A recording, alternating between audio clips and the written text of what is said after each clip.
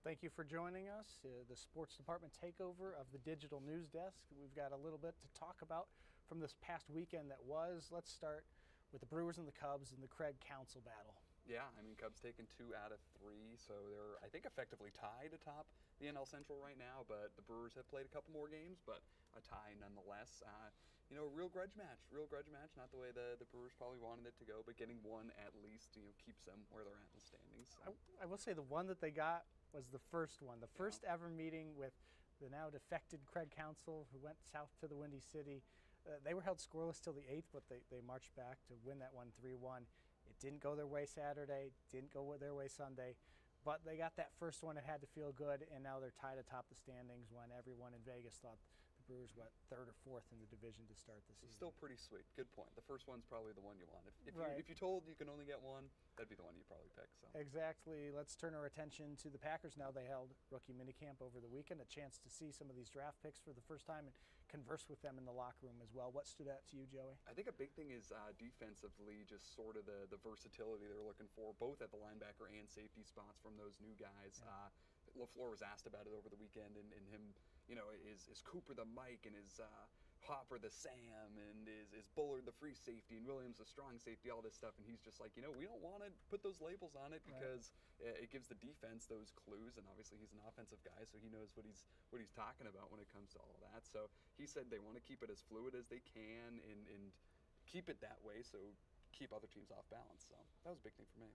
Yeah, and one thing I took away, do not ask Jordan Morgan if his arms are too short to play tackle position in the NFL. Of course, his measurements are about 1.25 inches shorter than what a lot of teams like to see as the minimum arm length for a guy who plays out on the outside pass protecting. A lot of guys with shorter arms get kicked inside, but this is a guy that played only tackle in college. And he was asked about it, and he didn't really like going down that road. He said, I played tackle in college. I showed up with the same size arms I have now, and it seemed to work pretty well. Right. Who did you like the most from what you heard in the locker room on last Friday? I mean, there was a lot of good ones. Cooper was a funny one for sure.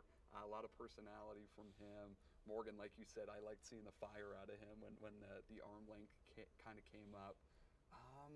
There really wasn't a weak one. I feel like I can say that too. Kalen King had a lot of cool things to say too about the 7th round corner who, if he came out of the draft a year ago, might have been a first rounder. Right, and that story has obviously fueled him a lot. And they were asking him about Carrington Valentine and sort of how he parlayed his 7th round selection last year into the play on the field, and how Kalen King hopes to sort of duplicate that. So a lot of interesting stuff and a lot of cool storylines to follow. I like talking to Javon Bullard, the 2nd round pick, who is a thumper at the safety position, went to Georgia. He's now the 4th Georgia Bulldog drafted by the Packers the last 4 years. And as a 2nd rounder, he's the lowest drafted one. I mean, they've spent some premium picks to pick up dogs because they think they're dogs for this defense. That team that won back-to-back national titles, almost anyone who started on that Georgia team is now in the NFL, and 4 of them are in the Green Bay locker room, and they're hoping that that'll allow him to transition well. He knows Quay Walker, he knows Devontae Wyatt, knows Eric Stokes. They hope that will help with his transition and hitting the ground running and really leading the defense into some ascendance under Jeff Hafley this year. The Bucs, they're done. Giannis did not speak after the Game 6 loss, but he did speak, I believe, on Friday. I'm not sure if everyone caught those comments.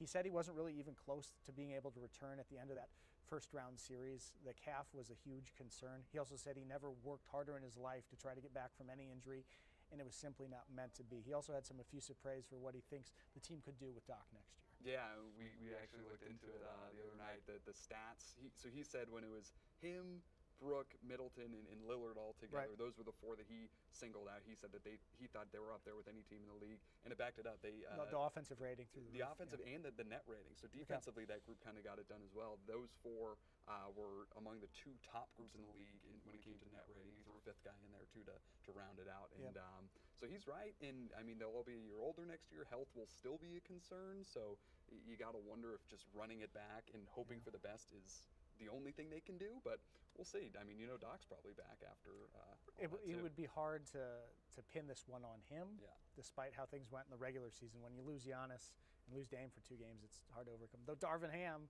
the longtime Bucks assistant, he's available because the Lakers fired him. But if you still love the NBA and you still love the Oshkosh kid Tyrese Halliburton, his Pacers start a series against the Knicks tonight at 6:30.